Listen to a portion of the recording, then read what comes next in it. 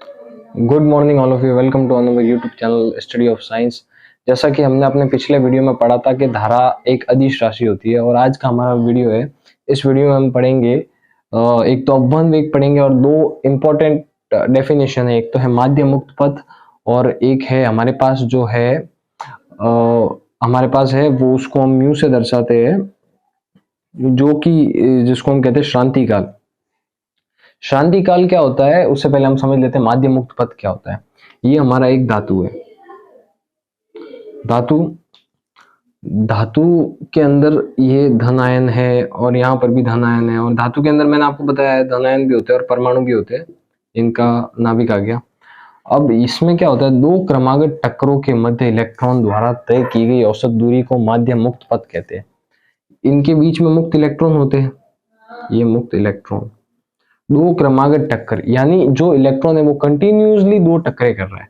यानी ये जो इलेक्ट्रॉन है ये पहले यहां पर टकराया, यहां से टकराकर जब यहां पर आया, ये इधर आ रहा है, ये यहां पर टकराया। क्रमागत दो टक्कर, पहले यहां पर टकराया, यहां पर आया पहले इलेक्ट्रॉन, इलेक्ट्रॉन यहां पर था, यहां से यहां पर आया, यहां पर इसने इस साइड आया, यहाँ पर इसने इससे इस वाले धनायन से टकराया, उसके बाद यहाँ से यहाँ पर आकर टकराया इस वाले धनायन से। तो दो क्रमागत टक्करों के मध्य ये दो क्रमागत टक्कर हुई। पहली टक्कर क्रमागत यानी क्रम से होनी चाहिए, पहली कंटिन्यूसली, यूं नहीं कि यहाँ से यहाँ गया फिर यहाँ आया, यहाँ कंटिन्यूसली यहाँ पर हुई और फिर यहाँ पर। दो क्रमागत टक्करों के मध्य तय की गई किसके द्वारा, इस इलेक्ट्रॉन के द्वारा तय की गई औसत दूरी, यानी ये जो डिस्टेंस आया हमारे पास, ये जो डिस्टेंस आया इन दोनों के बीच का, दो क्रमागत टक्करों के बीच इलेक्ट्रॉन द्वारा तय की गई औसत दूरी को माध्य मुक्त पथ कहते हैं। इसको हम किससे दर्शाते हैं, लैम्ब्डा बार से दर्शाते हैं। तो आपको समझ में आ गया माध्य मुक्त पथ क्या है, कि ये दो है हमारे पास, परमाणु है, धनायन है, दो क्रमागत इससे जो है इलेक्ट्रॉन टकरा रहा है। पहले इस वाले परमाणु से टकराया, धनायन से टकराया, उसके बाद इस वाले धनायन से टकराया, दोनों से कंटिन्यूसली टकराया। तो दो क्रमागत टक्करों के मध्य तय की गई दूरी किसके द्वारा, इलेक्ट्रॉन के द्वारा तय की गई दूरी माध्य मुक्त पथ कहलाती है। इसको हम लैम्ब्डा बार से दर्शाते हैं। इसकी जो वैल्यू होती है लैम्ब्डा बार,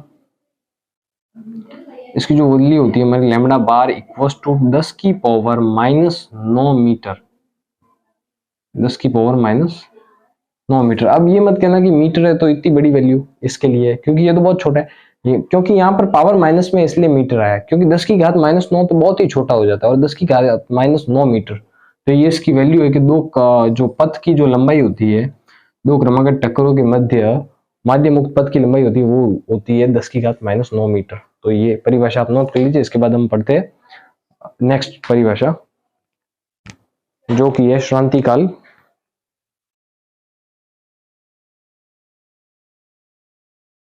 हाँ, तो नेक्स्ट जो हमारी डेफिनेशन है वो है श्रांति काल। श्रांति काल को हम इससे दर्शाते हैं, आप ये मत सोचना कि मैंने उल्टा जे बनाया, ये जे नहीं है, ये टो है। श्रांति काल को हम दर्शाते हैं टो बार से। जे ऐसा होता है, मैंने जे नहीं बनाया है, जे गलत नहीं बनाया है, इसको टो बार ही बोलते हैं, इसको ऐसे ही शो करते हैं, इसको हम टो बार से दर्शाते हैं श्रांति काल को। अब हम श्रांति काल की परिभाषा देखेंगे। श्रांति काल है क्या, कि दो क्रमागत टक्करों के मध्य लगे समय को श्रांति काल कहते हैं। माध्य मुक्त पथ किसे कहते थे, दो क्रमागत टक्करों के मध्य इलेक्ट्रॉन द्वारा तय की गई दूरी को माध्य मुक्त पथ कहते थे। तो ये हमारा जैसे कि एक धातु है, इसमें एक ये है, एक ये है, कुछ भी हो सकता है, धनायन भी हो सकते हैं और धनायन और ये भी हो सकता है, परमाणु भी हो सकता है। इनके मध्य जब किसी भी इलेक्ट्रॉन की टक्कर होगी, जैसे ये इलेक्ट्रॉन यहां से टकराकर यहां पर गया,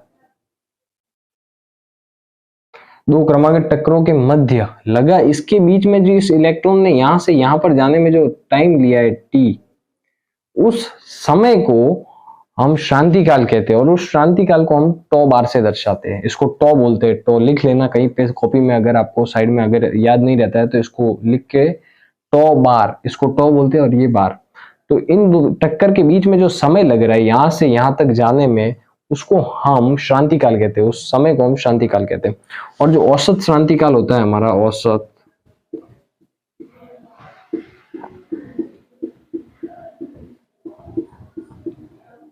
काल, इसको भी हम टो बार से ही दर्शाएंगे। तो इसके अंदर जितने मुक्त इलेक्ट्रॉन होंगे, किस धातु के अंदर जितने भी मुक्त इलेक्ट्रॉन होंगे, उन सब, माना हमने इस धातु में n मुक्त इलेक्ट्रॉन है, तो n मुक्त इलेक्ट्रॉनों के मध्य जो टक्कर होगी वो कितनी होगी, n टक्कर होगी कितनी, और उन टक्करों के मध्य जो समय लगेगा वो टो n समय लगेगा, तो टो 1 प्लस टो 2 प्लस टो 3 dash dash dash dash plus plus ये टो n समय लगेगा, और जितनी टक्करें हुई है वो यहाँ पर नीचे डिवाइड में दे देंगे क्योंकि हम औसत निकाल रहे हैं, तो ये हमारा औसत श्रांति काल का फॉर्मूला है, तो ये आप नोट कर लीजिए।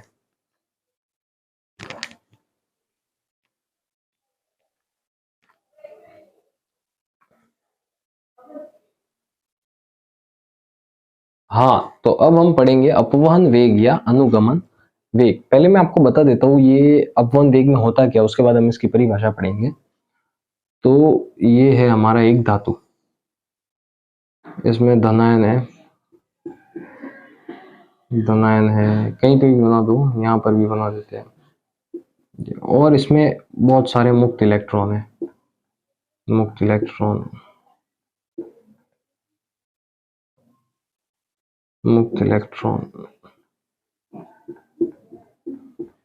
ये मुक्त इलेक्ट्रॉन है।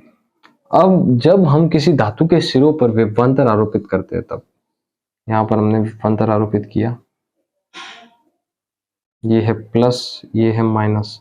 विभवांतर आरोपित करते ही जितने भी इलेक्ट्रॉन, उनकी दिशा वो इस तरफ गति करने लगेंगे धीरे धीरे, ये सभी इलेक्ट्रॉन इस ओर गति करने लगेंगे।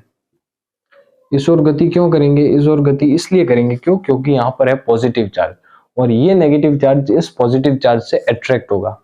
यहाँ पर है उच्च विभव, क्यों, क्योंकि ये यहाँ से इस ओर आ रहे हैं, यहाँ पर उच्च विभव होगा तभी इस ओर आ रहे हैं, तो यहाँ पर है उच्च विभव।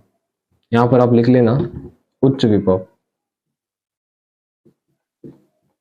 उच्च विभव, विभव लिखा है ये यहाँ पर होगा निम्न विभव, क्योंकि यहां से जा रहे हैं और इस ओर जा रहे हैं, इसलिए यहाँ पर उच्च विभव है। निम्न से उच्च की ओर जाते हैं, निम्न विभव।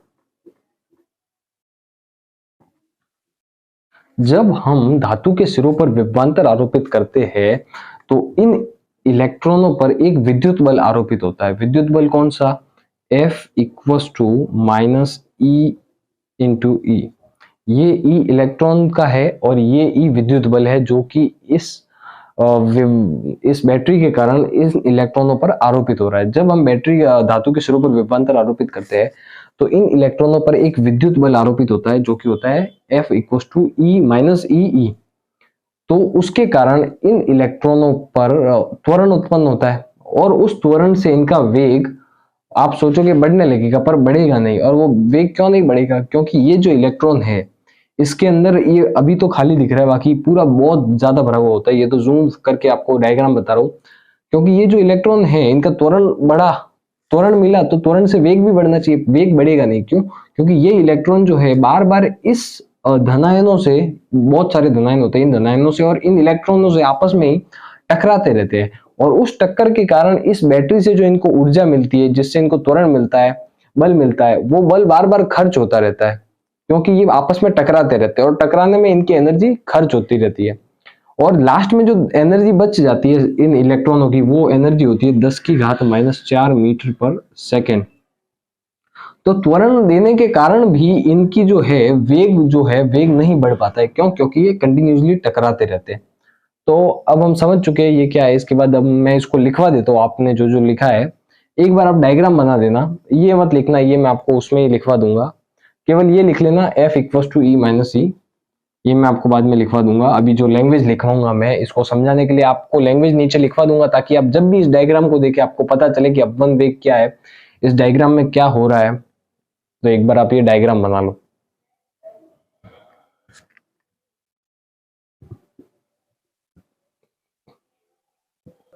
हाँ, तो उस डायग्राम के नीचे आप इस लैंग्वेज को लिख देना, ताकि आप बाद में डायग्राम देखो तो आपको समझ में आए।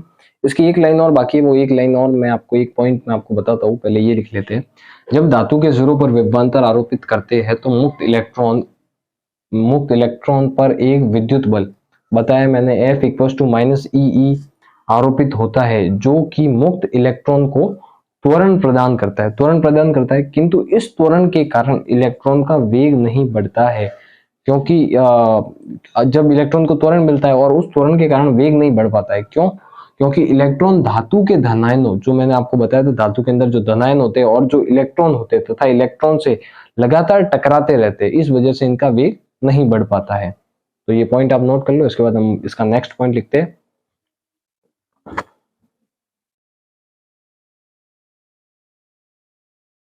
लगातार टकराते रहते हैं तथा इन टक्करों में बैटरी से ली गई ऊर्जा खोते रहते हैं। ये पॉइंट लिख लो। उसके बाद मैं आपको दूसरा पॉइंट बताता हूं। हाँ, तो इसके जो 2 पॉइंट्स बाकी थे कि हमने लिख दिया था कि लगातार टकराते रहते हैं जो इलेक्ट्रॉन धनायनों से और इलेक्ट्रॉनों से लगातार टकराते रहते हैं तथा इन टक्करों के कारण इन टक्करों में बैटरी से ली गई ऊर्जा को खोते रहते हैं। टक्कर होगी तो कुछ ना कुछ एनर्जी होगी उस टक्कर में और वो एनर्जी वेस्ट होगी, जिससे इन मुक्त इलेक्ट्रॉनों का अपवहन वेग 10⁻⁴ मीटर पर सेकेंड रह जाता है। कंटिन्यूसली टक्कर कर रहे हैं तो वो जो एनर्जी मिल रही है बैटरी से, वो ऊर्जा खर्च हो रही है, कंटिन्यूसली खर्च हो रही है, और जो लास्ट में जो एनर्जी बच जाती है, जो अपवहन वेग बच जाता है, जो उन इलेक्ट्रॉनों को त्वरण के कारण जो अपवहन वेग मिला होता है वो बच जाता है, वो होता है 10⁻⁴ मीटर पर सेकेंड। तो ये नोट कर लो। पॉइंट खत्म हो चुके हैं, डायग्राम भी बता दिया, अच्छे से अपवहन वेग समझा चुका। अब हम इसकी परिभाषा लिखेंगे।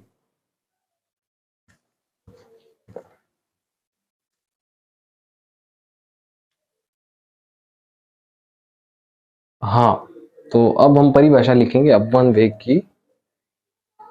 सूक्ष्म, ओके। तो अपवहन वेग को मैंने बताया नहीं आपको किससे दर्शाते हैं। अपवहन वेग को दर्शाते हैं वी डी, वी के नीचे डी, ये अपवहन वेग का सिंबल है। अपवहन वेग को इससे दर्शाते हैं। अब परिभाषा, चालक पर आरोपित विभवांतर जो हमने लिया था, ये चालक, इस पर हमने विभवांतर आरोपित किया था बैटरी जोड़कर, ये प्लस ये माइनस। विभवांतर के कारण मुक्त इलेक्ट्रॉन, ये इसमें जो मुक्त इलेक्ट्रॉन होते हैं, मुक्त इलेक्ट्रॉनों में उत्पन्न होने वाले इस औसत नियत सूक्ष्म, सूक्ष्म इसलिए लिखा क्योंकि जो लास्ट में बच जाती है हमारे पास, जो वेग बचता है 10⁻⁴ होता है और 10⁻⁴ बहुत कम होता है, इसलिए इसको सूक्ष्म लिखा। तो चालक पर आरोपित विभवांतर के कारण, इस पर चालक है, चालक पर विभवांतर आरोपित किया, इसके कारण मुक्त इलेक्ट्रॉनों में उत्पन्न होने वाले इस औसत नियत वेग को, इसके कारण विभवांतर के कारण इलेक्ट्रॉनों में एक औसत नियत वेग उत्पन्न होता है, औसत नियत, और वो वेग सूक्ष्म होता है, इसलिए सूक्ष्म लिखा। वेग को ही हम क्या कहते हैं? अपवहन वेग कहते हैं। ये डायग्राम केवल मैंने आपको समझाने के लिए, अभी यहाँ पर डायग्राम की कोई जरूरत नहीं है, डायग्राम वही रहेगा आपका, वहां से आपको अच्छे से समझ में आएगा। तो बहुत इजी डेफिनेशन है कि एक चालक है, चालक पर आरोपित विभवांतर है, विभवांतर के कारण इन इलेक्ट्रॉनों पर जो औसत नियत वेग उत्पन्न हो रहा है, उस वेग को ही अपवहन वेग कहते हैं। तो परिभाषा नोट कर लीजिए। आज का वीडियो हमारा यही खत्म होता है। आज अपवहन वेग हम कर चुके हैं, कल हम अपवहन वेग की डेरिवेशन करेंगे, अपवहन वेग का फॉर्मूला लाएंगे। ऐसे ही जुड़े रहिए हमारे YouTube channel study of science के साथ। हमारे वीडियोस को लाइक कीजिए, चैनल को सब्सक्राइब कीजिए, और अगर आपको कुछ भी समझ में नहीं आता है, मैं बार बार कह रहा हूँ, आपको कुछ भी समझ में नहीं आता, आप कमेंट कीजिए, हम आपको और अच्छे से समझाने का ट्राई करेंगे, और इससे आपके और हमारे बीच कॉन्वर्सेशन भी अच्छी होगी और आपको समझ में भी आने लगेगा जो भी टॉपिक जो आपको समझ में नहीं आ रहा है अभी। तो ऐसे ही जुड़े रहिए हमारे यूट्यूब चैनल के साथ, और हमारे वीडियोस को कंटिन्यूसली लाइक कीजिए, और आपके नोट्स जरूर बनाना कंटिन्यूसली साथ साथ ही। जैसे आज अपवहन वेग पढ़ा दिया, तो अपवहन वेग पूरा आपकी कॉपी में होना चाहिए, ताकि एग्जाम टाइम में आपको हेल्प रहेगी। तो ये नोट कर लो।